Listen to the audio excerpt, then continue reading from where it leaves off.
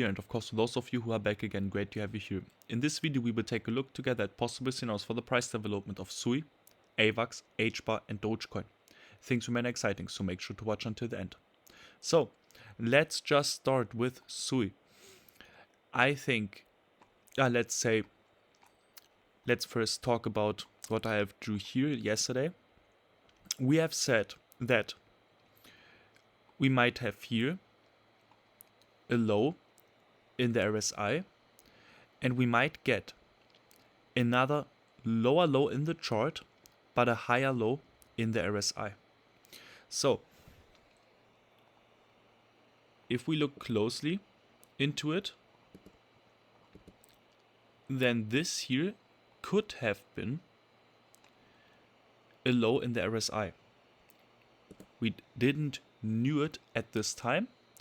It could have been a higher low in the RSI, means this would have been in bullish divergence. The only issue was that I have already drew you that here, that I want to see a bounce on the green trend line and afterwards forming, for example, something like a double bottom pattern, and I would just take a long trade if we break afterwards something to the upside. Means if we get this double bottom pattern, then I have here an horizontal resistance, which we afterwards break to the upside, retest again, then I'm in for a long trade. We didn't get that, so I can take it out from the chart. What we get instead was we broke the green trend line to the downside and retested it even. So SUI and all the other coins didn't give me any sign of a long trade. Even though we have said we break to the upside, we should retest it and afterwards go for far higher prices. This was our actual game plan when we broke out here. But we have to look into the market. The market already told us we break to the downside, got a retest, follow through. What now? We are currently, if we go into the 50 minutes chart, in a rising wedge. So if this rising wedge breaks to the downside, which is currently the price mark of $2.99, looks like a discounter price, $2.99, then we should drop to $2.86. If we break the $2.99 to the downside, then it's not worth a short trade in my opinion, because this here is a support box. Now we have to switch into the 1 hour chart, and you can already see it. In this box, we got a lot of volume in the past. You can see it, how often we sold off, how often we pushed to the upside, how often we sold off, bought up again, sold off. And we have predicted that box.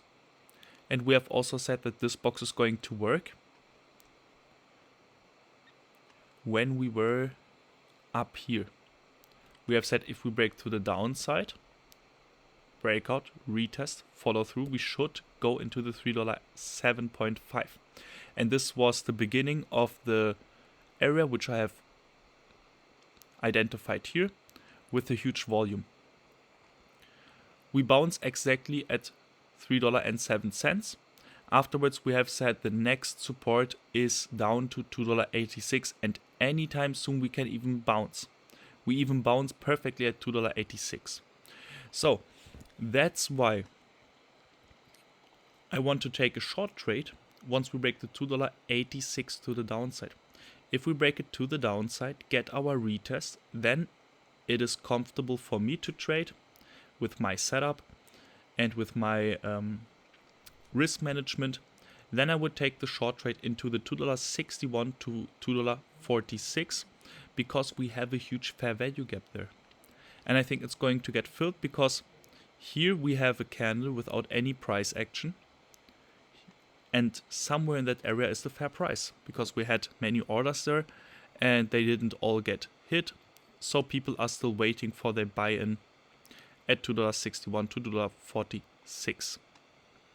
So I can still imagine, since we lost the $3.12 and have a huge fair value gap over us, that we can even fill some part of that fair value gap and get rejected here at $3.12, push then to $2.86, get a small bounce, and afterwards sell off into the fair value gap down below here.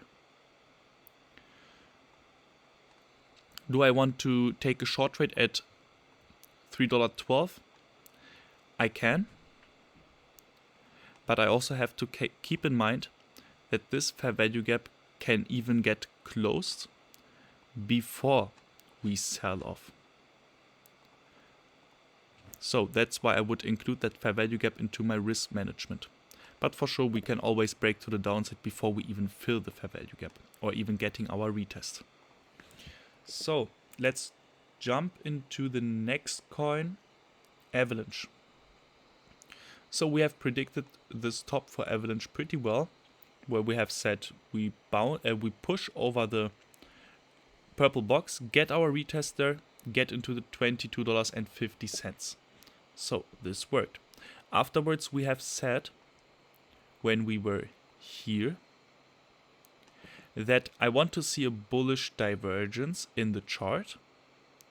And yes, we even got one. This was a low. This was a higher low in the RSI. A low. A lower low in the chart. And we still held support at round about $20. Everything looked good there. But also here I want to see a breakout. And I have detected the breakout once we get over the purple box again. Then I would be in for a long trade. Otherwise it would be too risky. And with this candle, we lost our red trend line, 19.85. This was our support. Currently we are in the bear flag. So basically we had two scenarios in mind. Pushing from here over the purple box, or breaking to the downside, getting our retest, getting our follow through. So at the moment we just have 50%. So we got our breakout and I'm waiting for the retest at 19.85. If we get there, then I would open a short trade into the area 16.91 to $17.58. Because there we have a fair value gap. I can go into the 4-hour chart, then you are going to see it. Here's a huge fair value gap. And I think this is going to get filled. And we have to see if we are going to lose it as well, because we have a bit more liquidity to fish lower than the low here. And that would get us even prices down to $13.5. But this is still far away. I'm still looking forward for the price mark of round about $17 for HBAR. So let's jump into HBAR.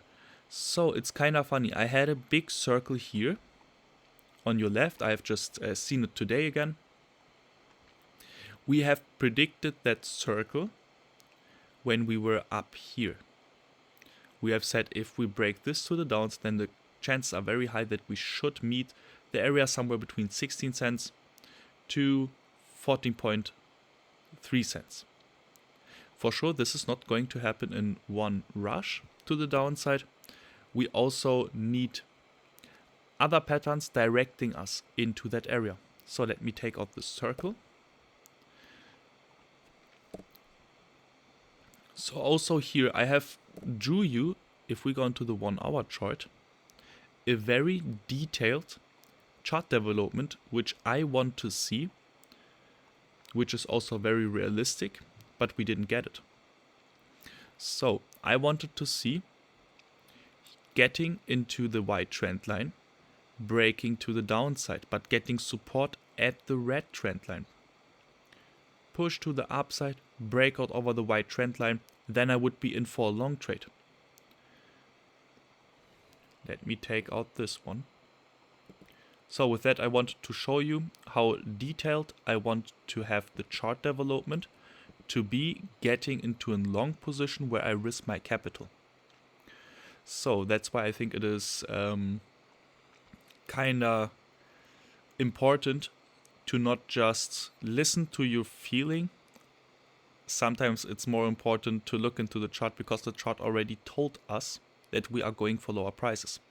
We have already said if we lose the 16.36 cents to the downside, sustainable breakout retest, then we should drop into the next red trend line, 15.4 cents. This was our target.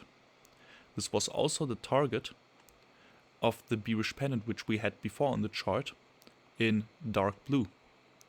So we hit the target perfectly. I can take it out. What now? I think that we still have some downside potential, but we are already forming a bigger bullish pattern. So with this bear flag, if it breaks to the downside, then I think we can even drop down to 14.35 cents. I will also put you here the price mark. I think that the chances are high that we get there. It might be possible that the bear flag is going to look a bit more different, just for an example, a bit sharper. If yes, then we can even get into the fair value gap up to 16.2 cents without invalidating that pattern. But I still like this bear flag a bit more. So we already showed some weakness. We lost the 15.43 cents and even got our candle close lower than this price mark. So I think the chance is very high that we get to 14.3 cents once we break the bear flag to the downside. And I will give you here the price mark. This is currently at 15.25 cents. So if we lose that, then we should drop into the 14.3 cents. Can also take out the circle here. So I have told you that I have seen a bigger bullish pattern, which can still develop, but this is just an orientation that we can still have some hope, because this in bright blue can be a falling wedge which breaks to the upside. But we also have to keep in mind the lower trend line can also move. It can also get a bit more sharper if we get a lower low. So I will still keep that trend line because this is currently the chart pattern. I don't want to speculate something and draw you something nice and try to gamble the perfect trend line, but I would just change it once we get a lower low, which is lower than the blue trend line. So I don't want to give you the target of the falling wedge as well, because let's first wait for the chart pattern to develop. Let's first see if we get an impulsive push to the upside. If yes, then I can put the target into the chart. Otherwise I have to change it as well once I have to change the falling wedge. But also here for HBAR, we have predicted this low before, because we have said this here is a rectangle. And rectangles are unique, they break to the upside, but they also still have the target ongoing to the downside. And you can already see it right here. Right here. We even were close to a bounce. So something happened in the night, some kind of news maybe. But anyway, we have already knew that this sell-off is going to come because we lost the 16.37 cents before. So I can take out this target, this chart pattern here as well, and we can move on to the next coin. Dogecoin. So Dogecoin also, we had here our breakout over the green trend line into the 20 cents. Perfect. Afterwards we have set the 18.9 cents. If they break to the upside, then we can go for the fair value gap, which is again up to 20 cents. We didn't break it to the upside. So I can try to change this trend line, but I don't like it. But still, if we keep this sharp trend line on the chart, if we break it to the upside, which is currently the 18.4 cents, then it would be positive and we have good chances again. But I would still keep that green trend line as my long entry, because the angle of that green trend line is far more better. And if we break it to the upside, 18.76 cents, then I would be in for a long position. But also, this up move looks corrective in my opinion. So we can also take here and try to find a bear flag, maybe this one.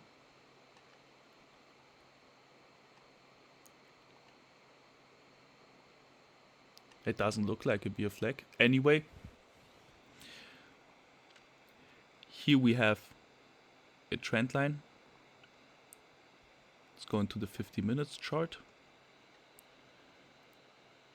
So we make it perfect. So with 4 touch points, if we lose it, which is currently the price mark, now let's just keep the red trend line, 17.45 cents. If we break it to the downside, then I think we can get another low for Dogecoin, and then we have to see the next possible fair value gap is at 16.2 cents to 16 cents. And here from the past, we can steal that horizontal support, make it a bit longer.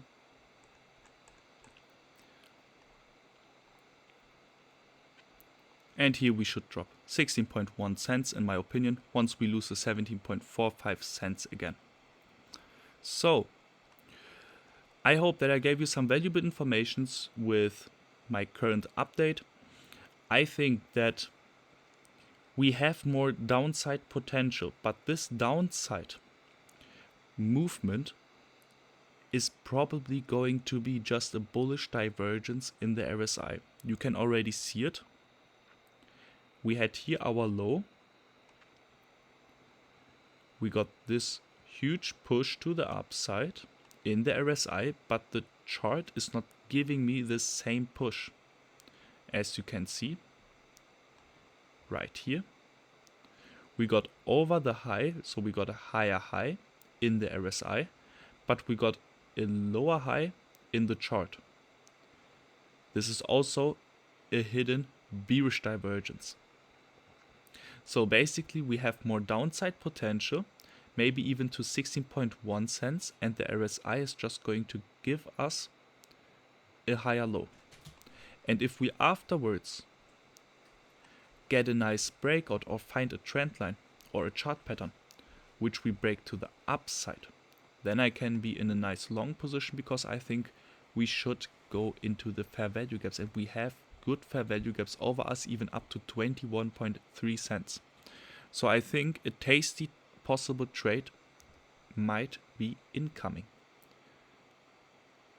up to the maximum 32% at the moment, in my opinion. So if I see something like this, then I will keep you informed, but for sure I can't do 24/7 updates.